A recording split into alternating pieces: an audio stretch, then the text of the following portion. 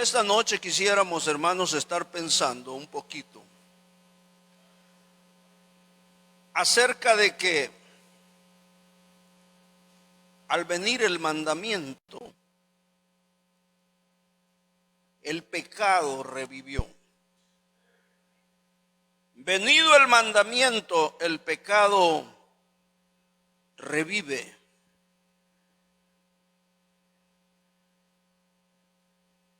Esta es una situación que hemos venido tratando, hermanos, de querer como desentrañar, y poco a poco hemos venido tocando algunos aspectos. Y hoy en este momento nos encontramos en una parte culminante, donde Pablo, hermanos, ya claramente manifiesta acerca de lo que él ha logrado entender o aprender acerca de la ley. Y se ha dado cuenta que la ley es letra que imponía obediencia, pero no ayudaba a que el hombre pudiera verse libre del pecado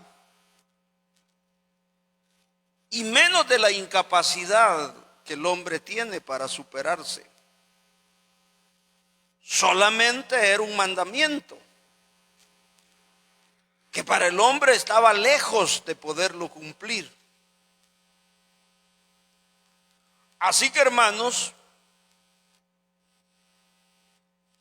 el hombre se ve imposibilitado de poder responder positivamente a Dios. Y lo único que descubre el hombre es que el mandamiento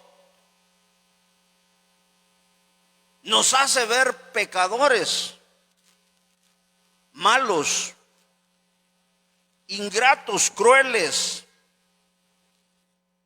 Eso es lo que logra descubrir el apóstol. De tal forma que Pablo tiene que reconocer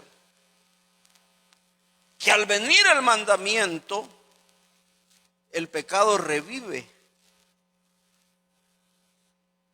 y él muere. Esto es algo así como cuando alguien ha cometido algún delito, las autoridades lo capturan por el delito que cometió y él rechaza las acusaciones que le hacen. Pero las autoridades han encontrado suficientes evidencias para inculparlo. De tal forma que en el juicio a él mismo lo convencen de que no le queda alternativa, de que lo han descubierto en su maldad. Y llega el momento cuando la persona dice, pues en realidad tienen razón, yo fui el que cometí ese delito. Y se declara culpable. Ya él mismo, porque ya no tiene más para dónde hacerse. Así es la ley. La ley, hermanos, llega al punto en que nosotros llegamos a reconocer por el mandamiento mismo que está presente, de que nosotros no tenemos otra alternativa. Simple y sencillamente somos malos. Simple y sencillamente somos pecadores. Descubierto porque el mandamiento lo dice y porque nosotros mismos, nuestra conciencia llega al convencimiento de que no hemos podido agradar a Dios con nuestra vida. Y allí es donde Pablo llega a este razonamiento de este versículo 9 que hemos leído, en donde dice: y yo sin la ley vivía en un tiempo, pero venido el mandamiento, el pecado revivió y yo morí. Yo sin la ley vivía en un tiempo. ¿Será que Pablo vivió sin la ley? ¿Ah? Usted sabe quién era Pablo. Usted sabe que Pablo, hermanos, era una persona que él mismo expresa en otras porciones de la Biblia que había sido criado a los pies de Gamaliel. Es decir, hermanos, que Pablo desde pequeñito había sido instruido. Él conocía la ley. Él conocía la ley, pero ¿por qué dice que en un tiempo vivió sin la ley? ¿Ah? ¿Por qué dice que él vivió en un tiempo sin la ley? El asunto es que una cosa es que la ley esté ahí escrita y otra cosa es que lo obedezcamos. Ese es el punto. A eso es lo que Pablo llega. De que Pablo, es cierto, conocía la ley, pero no lo obedecía. No se sometía, ni siquiera se esforzaba por someterse. Entonces, esa es la razón, este tiempo de vida de Pablo de religiosidad.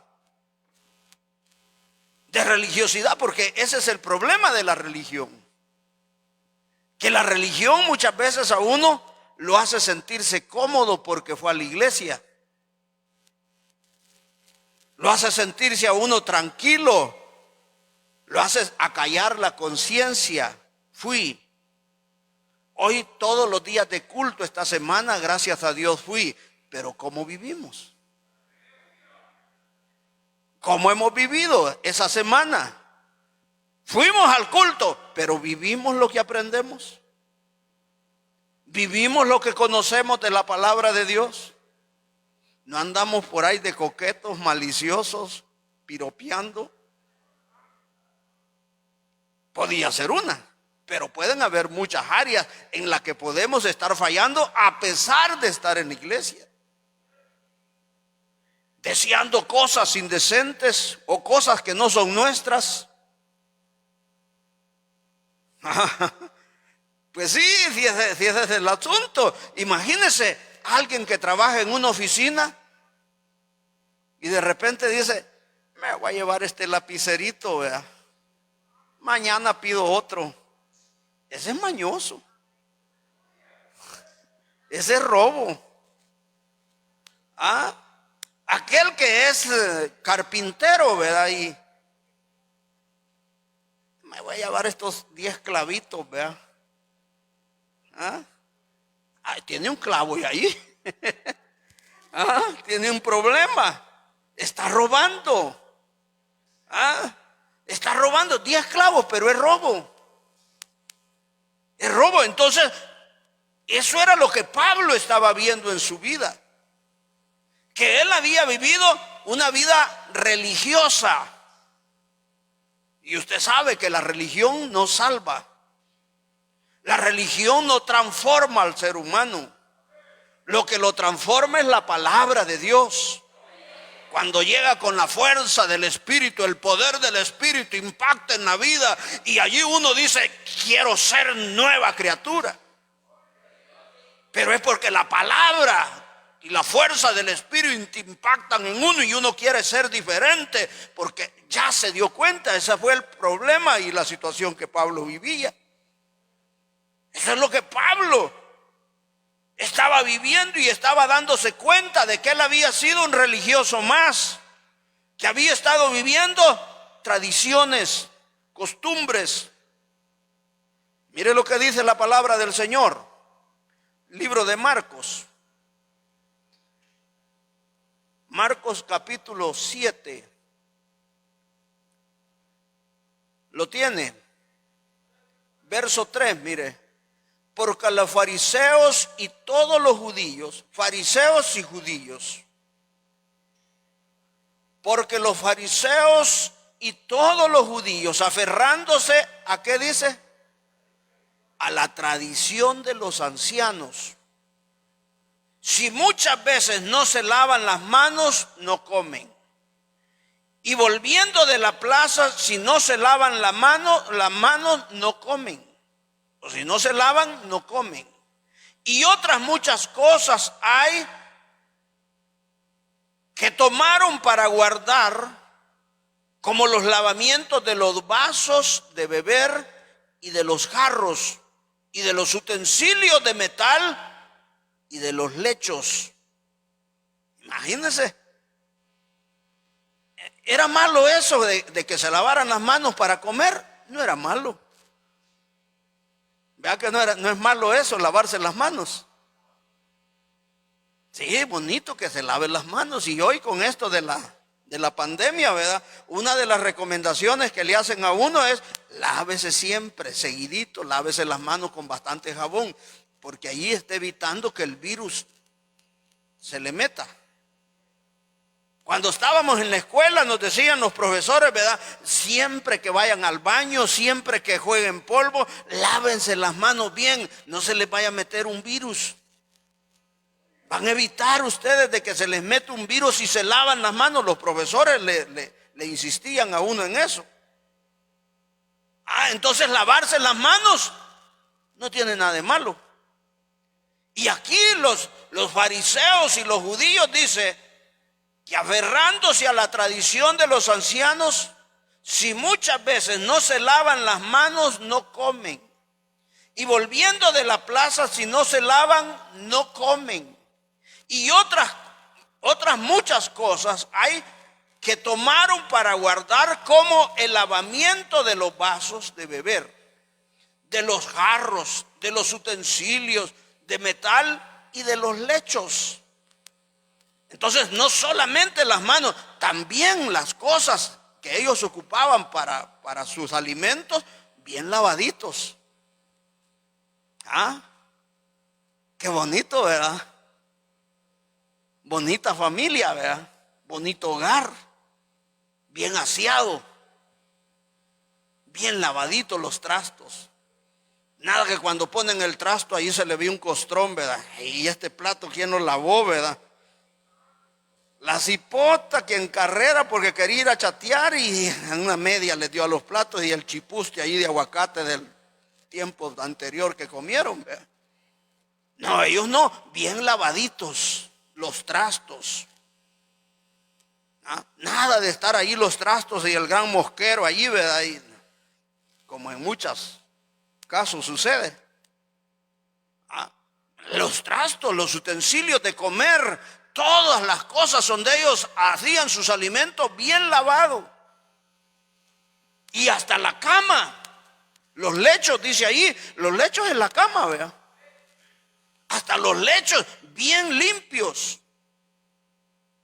A veces uno entra a la casa y la parve ropa chuca sobre la cama, vea. Y se siente el patín a pata chuca.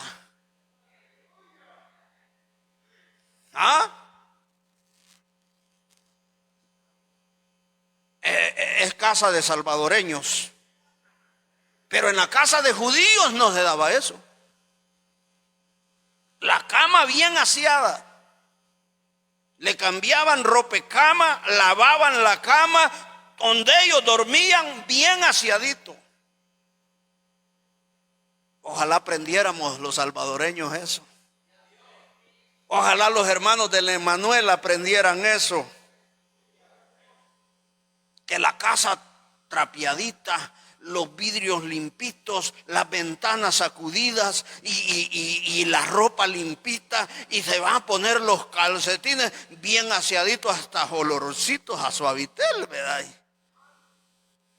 Pero, fíjate que no te pude lavar los calcetines, volvete a poner los mismos. Con razón el olor a guineo. Vea, Los judíos no eran así. Los judíos eran muy aseados, más si eran religiosos. No era malo eso, era bueno. Pero bueno para la salud tal vez, no para con Dios. Para con Dios lo que se necesita es limpieza interna. Y de allí nace la limpieza externa. Entonces vea usted, ellos se preocupaban porque la gente viera cómo ellos vivían, pero no se preocupaban si habían malos pensamientos, si habían malas intenciones, si habían malos deseos. No se preocupaban, que eso era lo que realmente dañaba a Dios. A veces así nosotros, ¿verdad? Los cristianos nos preocupamos porque nos vean. Yo hace poquito me regalaron este saco. Y bonito el saquito, ya me lo voy a poner, ¿verdad? Y yo quiero venir guapito aquí a estar enfrente de ustedes. Y que vean que el hermano Roberto, mire el saquito que lleva, ¿ve? Y la corbatilla, y ando uno buscando a ver si le da, si no le da, y cuál me llevo, y presentarse uno presentable, valga la redundancia. Y que la gente vea que uno no viene todo deschavelado ahí, vea. Eso son cosas exteriores, donde usted está viendo que el hermano Roberto carga un bonito saco y una bonita corbata, y si se puede unos bonitos zapatos y un bonito pantalón, y él se presenta bonito delante del pueblo de Dios. Pero ¿cómo anda el corazón? ¿Cómo anda mi corazón para con Dios? A los músicos, a los del grupo, yo les pido, arréglense.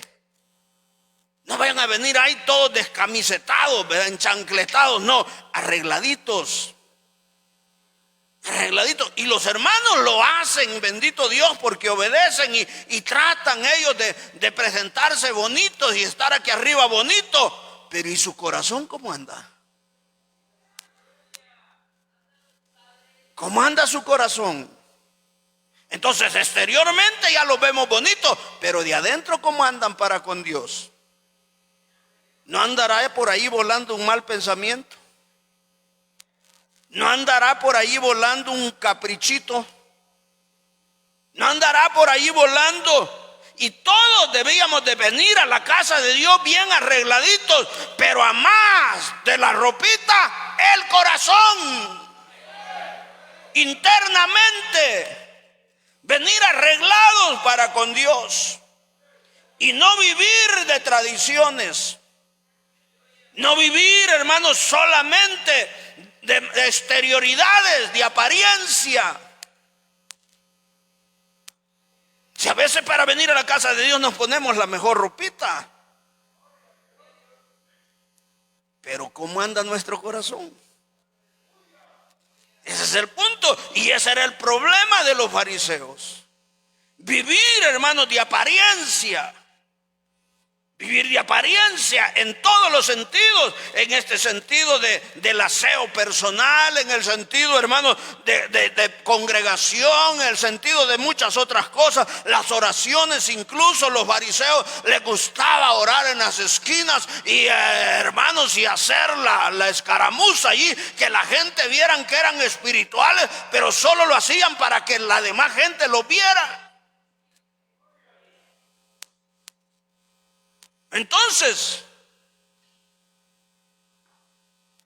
la cosa está en que el corazón ande limpio, porque el mandamiento lo que busca es santidad en el pueblo. El último versículo que leímos dice que la ley es santa. Dice que la ley es justa. Dice que la ley es buena. Entonces, ¿qué es lo que hace la ley? Lo que hace es mostrarnos el camino que a Dios le agrada. Pero no solamente exteriormente, sino que eso debe de calar hasta allá adentro, en donde el corazón se ha de limpiar.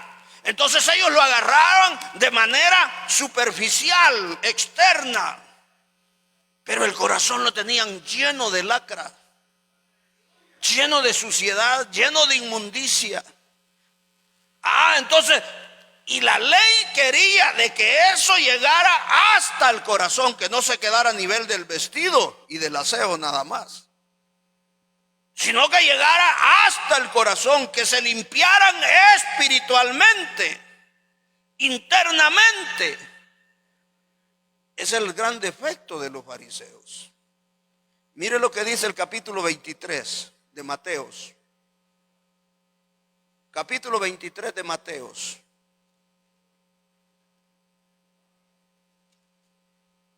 El verso 3 y 4. Mire lo que dice: así que todos los que os digan que guardéis, guardadlo y hacedlo. Los fariseos tenían esta tendencia de exigir. Y Dios dice que más bien Cristo, que Dios mismo, ¿verdad? Él no dice que esté en contra de lo que ellos están pidiendo. Dice: así que todo lo que os manden, guardadlo y hacedlo. Guardadlo y hacedlo, mas no hagáis conforme a sus obras, porque dicen y no hacen. Mire, ese es el gran defecto, que ellos imponían, como la ley misma, que señalaba todo lo que Dios demandaba, pero la ley no ayudaba. Así ellos, como líderes religiosos, le imponían a la gente, pero ellos no hacían nada. Y allí dice el verso 4: porque atan cargas pesadas y difíciles de llevar y las ponen sobre los hombros de los hombres, pero ellos ni con un dedo quieren tocarlas. Vea, ellos exigían, apretaban a la gente, pedían que la gente se comportara, que se sometiera, y lo peor era que, como ya vimos, mandamientos de hombres. Mandamientos de hombres. Yo veo por ahí algunos hermanos que dicen que son cristianos y denigran a otros cristianos porque ellos no se quitan el sombrero. ¿Y a dónde dice la Biblia que uno tiene que andar toda la vida con sombrero? Mandamientos de hombres, que tienen que andar con el botón de la camisa hasta aquí apretado todo el tiempo. ¿Y dónde dice la Biblia que hay que andar con el botón de la camisa apretado hasta aquí arriba todo el tiempo? No dice la Biblia de eso, pero sí dice la Biblia de santidad. Sí dice la Biblia que nos amemos los unos a los otros. Esa gente, a pesar de que andan con el botón apretado y el sombrero puesto, hay muchos cristianos que nos aborrecen porque nosotros no andamos como ellos. ¿Y por qué no nos aman si nosotros somos hermanos también? ¿Por qué nos aborrecen y nos denigran y nos critican y nos quisieran ver en el infierno? ¿Por qué? Su corazón no anda bien. Se someten a un mandamiento humano, pero su corazón no ha cambiado. Entonces aquí los fariseos hacían esto, de imponer cargas pesadas sobre los hombres de los hombres, sobre los hombros de los hombres, que no eran ley de Dios, eran mandamientos de hombres. Entonces, pero les obligaban y los forzaban, y así tiene que ser, y el que no lo haga, que se vaya.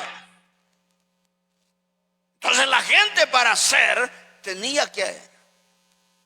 Hoy estaba por allí haciendo una micolita, una medicina que fui a comprar, y llegó una señora a saludar al muchacho que estaba atrás de mí, y él la saludó y le dijo: pastora, es un gusto. Mire, ¿y qué fue lo que pasó? Le dijo ella. Me contaron algo. Pues sí, fíjate que el pastor me regañó porque ayer no fui a la iglesia. Yo ayer salí tarde y cansado. Yo pensé voy a descansar un ratito, pero me dijo que no lo llamara hermano, porque yo no soy hermano porque no fui ayer a la iglesia. Imagínense, los pastores imponiendo que tiene que ser. Y claro, ¿verdad? Es necesario que la gente asuma responsabilidad para su propio bien. Pero no porque no vino una vez, ya no es hermano. Hermano Roberto, Dios le bendiga. Fíjese que el martes no pude venir, pero hoy jueves aquí vengo, hermano. El martes estuve atrasadito. Amén, hermano, Dios le bendiga. Pero haga el esfuerzo siempre, hermanito. No vamos a dejar de ser hermanos solo porque un día no pudo venir. Entonces esas son cosas humanas. Esas son cosas humanas, y así vivían los fariseos. Con la ley, pero de manera, hermanos, que dejaba mucho que desear sus actitudes. El mismo capítulo, verso 13. Mire lo que dice la palabra de Dios. Mas hay de vosotros, escribas y fariseos hipócritas, porque cerráis el reino de los cielos delante de los hombres, pues ni entráis vosotros ni dejáis entrar a los que están entrando. Mire, los fariseos en sus exigencias prácticamente lo que estaban haciendo era cerrar el cielo a la gente. Y ahora dice Jesús y les reclama a ellos y los llama hipócritas. Porque dice: ustedes le cierran el reino de Dios a los hombres y ni dejáis de entrar a ellos que quieren entrar, ni entráis vosotros. Es decir, que a pesar de su religión no estaban adentro. No estaban adentro, estaban afuera. Yo quiero hacerle una pregunta a toda la iglesia, varones y hembras. ¿Cuántos saben que están adentro? ¿Y cuántos serán solamente religiosos? Examine su corazón. Examine su vida, a ver si usted es un cristiano de verdad o si solo es un religioso. Mire las actitudes de los religiosos. Cerráis el cielo o el reino de Dios a los hombres y ni dejáis de entrar a ellos ni entráis vosotros.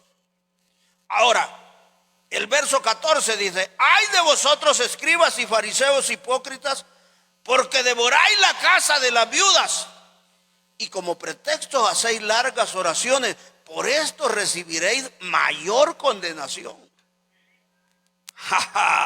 Mire, los fariseos que se vestían bonito como el hermano Roberto, que le gustaba la apariencia, queriendo dejar a la viuda en la calle. A la viuda, a la mujer que necesitaba de apoyo, ellos queriéndole robar la casa. Y hermanita, mire, nosotros vamos a orar para que Dios la bendiga, pero ¿no será que usted puede vender su casita para que nos dé una buena ofrenda porque la necesitamos para la obra del Señor? Por ahí se oye a cada rato de mucha gente que así anda, hermanos, queriendo sacarle los 10 pesitos a la gente de la cartera para quedarse ellos con su pisto. Y eso los fariseos lo vivían con las viudas, con la mujer indefensa, con aquella que estaba necesitada de Dios. Y mire, no se preocupe, si no puede dar toda la casa, tal vez la puede hipotecar y nos dan que sea unos 30,000 pesitos por ahí. Y nosotros vamos a orar al Señor para que Dios mande su bendición y usted salga de su hipoteca, pero nosotros avanzamos con el mensaje. Y la viuda va a enjaranarse para dar para la obra, y ella se queda, a lo mejor va a perder la casa, porque ¿quién le ayuda a la viuda? Y ellos, ay, mire, nosotros, hermanita, mire, nosotros estamos orando, y mire que nos desvelamos orando por usted, y aquí vamos a, mire, aquí vamos a orar toda la tarde para que Dios la bendiga. Y ya le quitaron la casa, y ya la dejaron en la calle.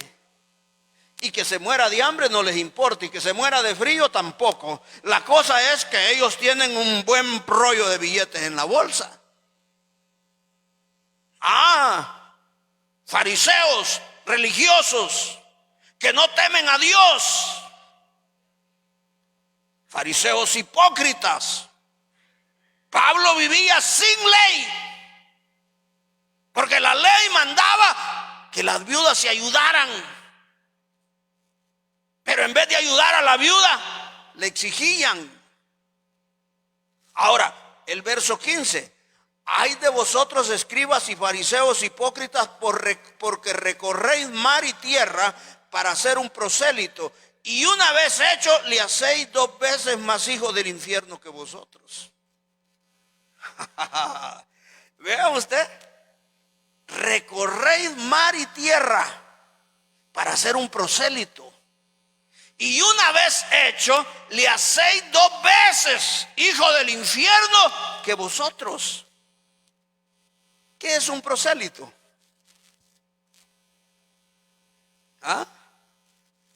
¿Qué es un prosélito?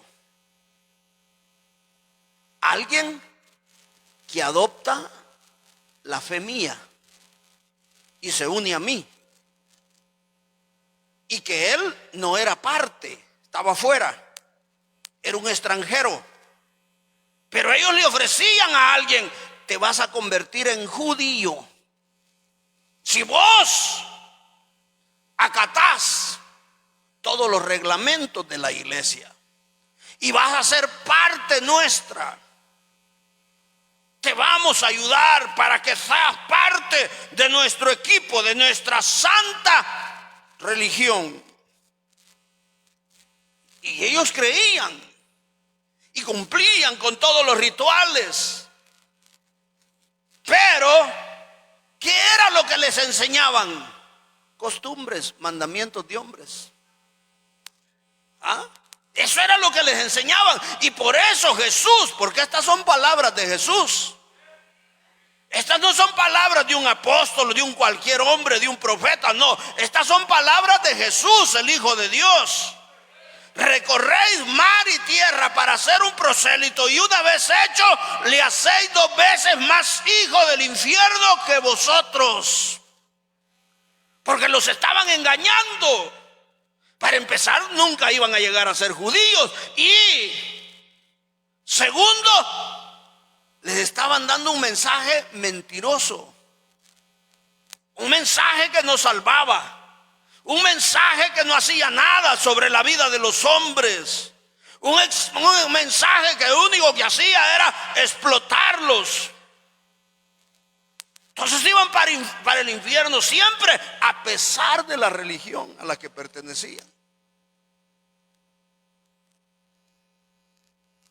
Los veo pensativos.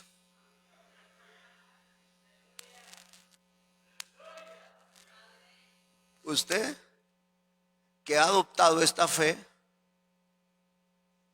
¿de verdad se siente que es salva o salvo?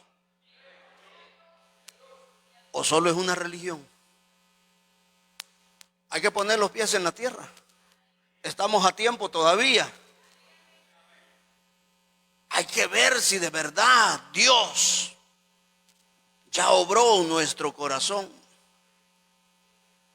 Y no nos dejemos llevar, hermanos, porque participamos en algo, porque tenemos un privilegio. No, ¿quién soy yo realmente delante de Dios? ¿Soy hijo de Dios o solo soy fachada?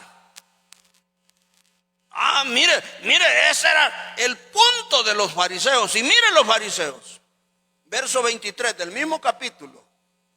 Ay de vosotros, escribas y fariseos hipócritas, porque diezmáis la menta, el eneldo y el comino, y dejáis lo más importante de la ley, la justicia, la misericordia y la fe.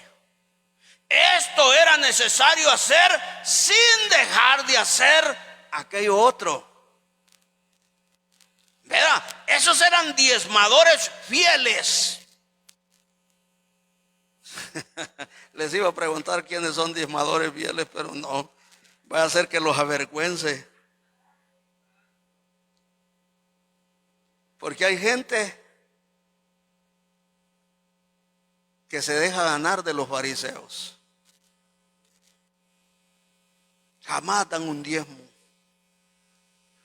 Jamás dan, hermanos, dicen, de lo que Dios me ha dado, yo voy a dar algo para la obra del Señor, en que sea estos 4 pesos. No, jamás. Pero los fariseos diezmaban la mente, el eneldo, el comino, lo más insignificante, pero allí estaba el diezmo. Ellos no fallaban. Ellos no fallaban, nos daban cátedra a nosotros con respecto a eso, pero dejaban lo más importante. ¿Y qué era lo más importante? La justicia. La justicia, la misericordia y la fe. ¿Cuántos creen en el Señor Jesucristo? El que se acerca a Dios, dice la Biblia, que es necesario que crea que le hay y que es galardonador de los que le buscan. Creer en Él, fe. Como el muchacho ese que les conté al inicio, que iba de jugar pelota, pero él creía que a él Dios lo oía. Y la hermana, la mamá de la muchacha, hermana en Cristo, cristiana de años, con la toalla ahí teniéndole, que no se le saliera toda la sangre a la cipota. Y el cipote con hambre entra y, ay, mamá, cristianos ustedes. Señor, vengo cansado de jugar pelota. Vengo con hambre, Señor, yo necesito que mi mamá me dé comida. Sana esa cipota, que me vengan a dar de comer, Señor. Y ya llega y quitarle la toalla porque ya oré. Y ella con cuidadito le va quitando la toalla y ya no tenía sangre. Ya no le estaba saliendo sangre. Nunca más le volvió a dar esa enfermedad. El pelotero nos ganó porque él tenía fe. Usted tiene fe, hermano. Usted tiene fe, hermana. Podríamos ver cosas grandes en la iglesia cuando hay fe. No solamente nos atenemos a que fui al culto, de que este año he sido fiel, no he fallado, ahí estoy culto tras culto, las felicito, bendiciones, los felicito, bendiciones, pero hay que tener fe.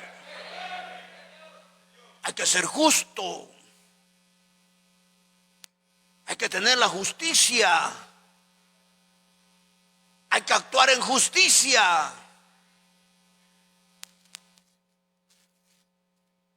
La justicia es algo, primeramente, la que Jesús nos da. De no aferrarnos a Él, de creer en Él, de que Dios aplique la justicia de Jesús en nosotros. Justificados pues por la fe, tenemos paz para con Dios por medio de nuestro Señor Jesucristo. Cuando nos aferramos a Él, yo creo en tu sacrificio. Eso, justicia divina en nuestras vidas, pero actuar de manera justa. Nosotros, no es justo que el hombre quiera tener mujer allá, la esposa, y tener amante por otro lado. Eso no es justo. No es justo que un hombre tenga 3 mujeres. No es justo que no le dé el gasto a su señora. No es justo que la mujer le sea infiel al marido. No injusto, no es justo que lo mande sin comer al trabajo, sin hacerle su comida. Ay, hoy estoy cansada. Ay, ve qué haces vos. Ahí está la mujer.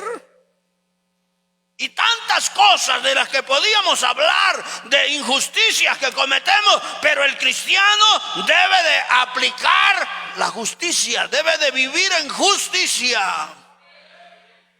Todo lo que es injusto para afuera. El cristiano debe de vivir en amor,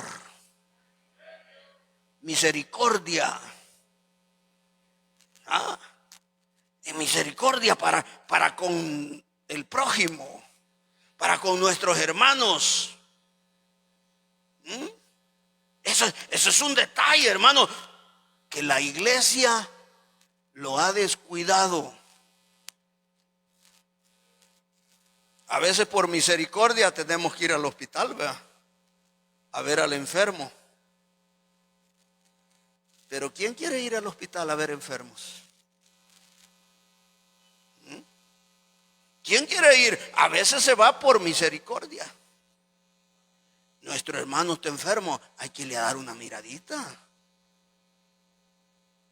Misericordia. Ay, no, yo para eso no sirvo, para ir al hospital. No tiene misericordia. Parece ser que es un religioso más. Pero alguien que es salvo tiene misericordia. Los fariseos no tenían misericordia. No tenían misericordia. No aplicaban la palabra de Dios a sus vidas. ¿Y qué dice San Juan 14?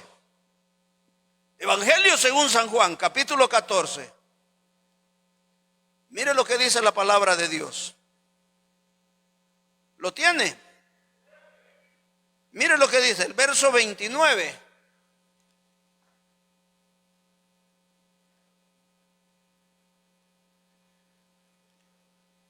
San Juan 14.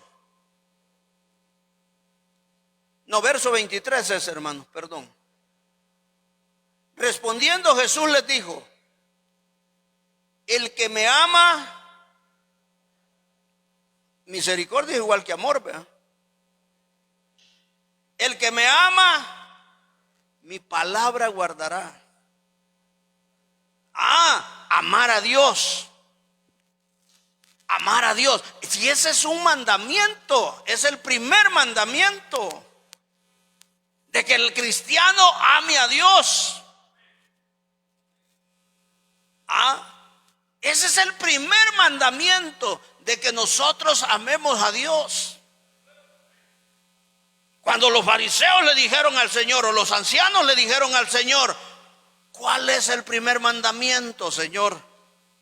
Él dijo: amar a Dios, un solo Dios hay. Amar a Dios, ese es el primer mandamiento. Y el segundo es semejante: amar a tu prójimo como a ti mismo. Allí va la misericordia. Cuando amamos a Dios, guardamos su palabra. Dice aquí: el que me ama, mi palabra guardará, y mi Padre le amará, y vendremos a él y haremos morada con él. Entonces, cuando nosotros amamos a Dios, también Dios nos ama a nosotros y viene a morar en nosotros. Y si Dios es amor y está morando en nosotros, nosotros tenemos la capacidad de amar a nuestros semejantes. Por eso, solo unos versiculitos atrás, en el capítulo 13, verso 35, dice: en esto conocerán todos que sois mis discípulos, si tuvieres amor los unos con los otros. Cuando usted me aborrece a mí, está entredicho su vida cristiana. Cuando usted dice: el hermano Roberto me cae mal, o póngale que no es el hermano Roberto, porque uno que es guapo, cualquier gente, ¿verdad? Y que tenemos pisto. Ahí le andan coqueteando a uno, pero Pero póngale a un fellito por ahí que no tiene pisto, me cae mal ese hermano. Ese, ¿será o no será? Si en esto se conocen mis discípulos, en que os améis. La gente se va a dar cuenta cuando nosotros, hermanito, Dios le bendiga, mire, y que algún problemita el hermanito, y allí vamos, y hermano, en que sea a orar por él, a darle palabras de consuelo, y ahí estamos con el hermano. Mire qué bonitos los hermanos, esos sí son cristianos. Pero se murió el hermano, ni al entierro quisimos ir. Peor al velorio. Tener que desvelarse uno, ¿verdad? De todas maneras, ya se murió, ni siente ni agradece. Es que no hay amor de cristiano. ¿Cuántos son cristianos? ¿Y por qué no va a los velorios? No nos estaremos engañando nosotros mismos.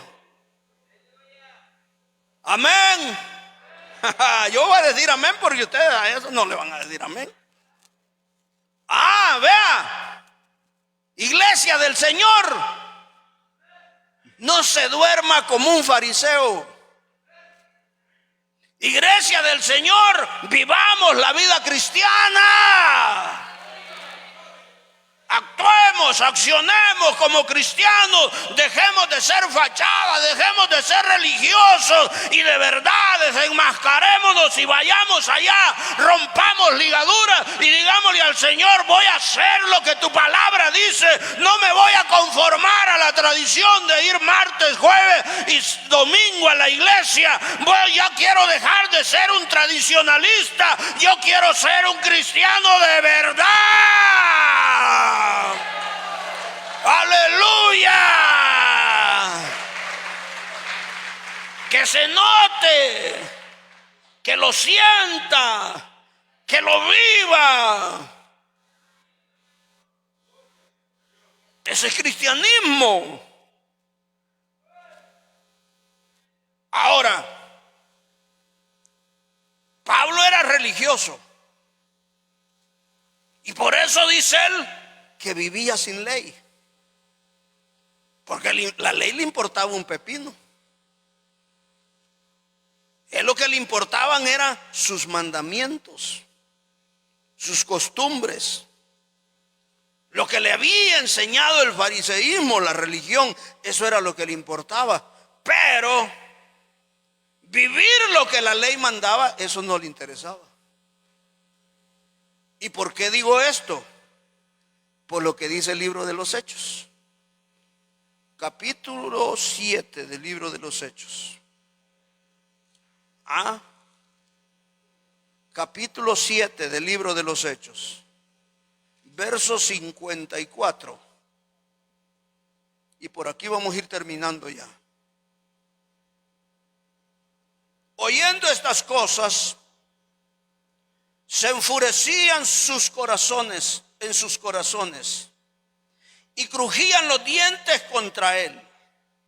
Pero Esteban, lleno del Espíritu Santo, puesto los ojos en el cielo, vio la gloria de Dios y a Jesús que estaba a la diestra de Dios.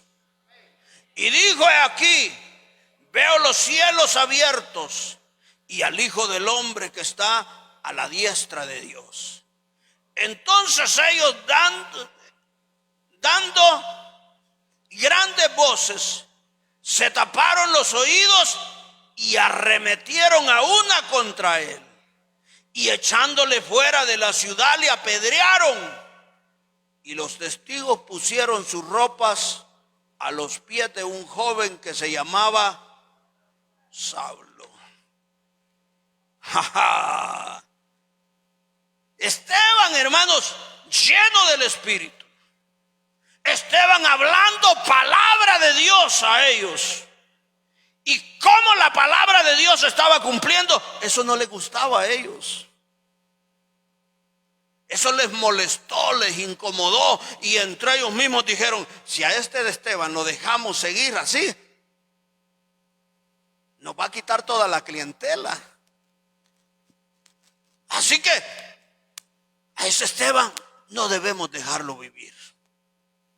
Y que no eran religiosos, que no eran el pueblo de Dios, que no eran la secta más rígida en sus tradiciones, pero a la ley de Dios no, porque la palabra de Dios dice: no matarás.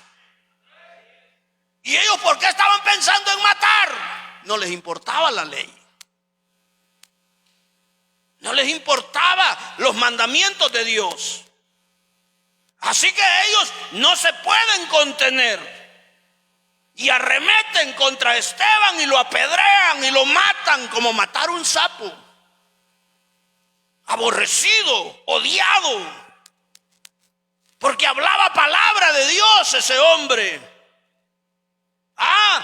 Ese es el odio desmedido.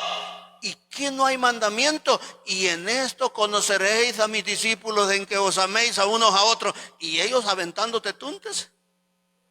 ¿Quiénes eran? ¿Eran hijos de Dios o hijos del diablo? Y eso fue lo que Cristo le dijo a los fariseos, ¿verdad?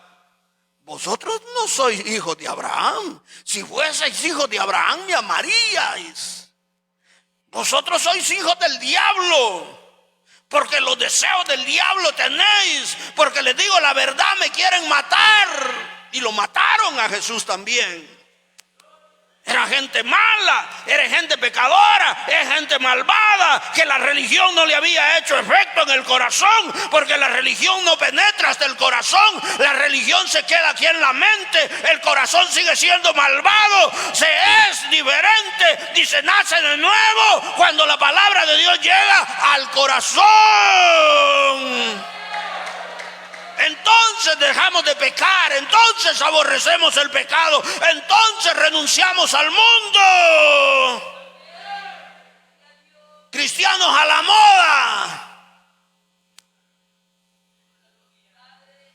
No hay temor de Dios.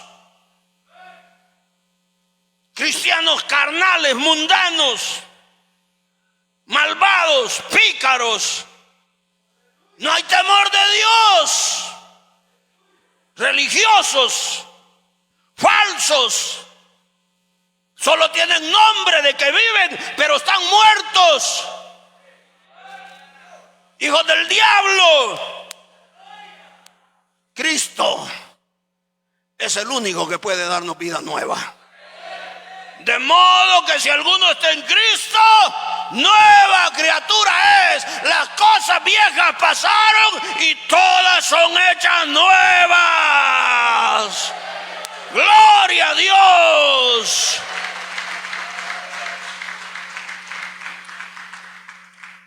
En ese espejo veámonos y veamos qué rostro tenemos. Si somos de Dios o solo somos religiosos. Oremos al Señor, cerremos los ojos y vámonos antes de que me vayan a apedrear. Padre nuestro, gracias te damos, Señor. Gracias, Señor bendito, por tu bendición, por tu misericordia, porque eres bueno, Señor, porque eres grande en poder y en misericordia. En el nombre poderoso de Jesús, gracias por llamarnos la atención, Señor. Gracias porque tu palabra es viva y es eficaz. Y sabes, Señor, lo que necesitamos para arreglar la vida. En el nombre de nuestro Señor Jesucristo, aquí está nuestra vida, Señor. Ayúdanos para someternos a tu voluntad, para respetar esta palabra, Señor, para no estarla imponiendo a otros, sino que a nosotros mismos, que podamos vivir en obediencia. Yo quiero obedecerte, Señor. Yo quiero serte agradable, Señor. Aleluya, aleluya. Aleluya, Señor, te adoramos, te alabamos, te bendecimos. Porque todo.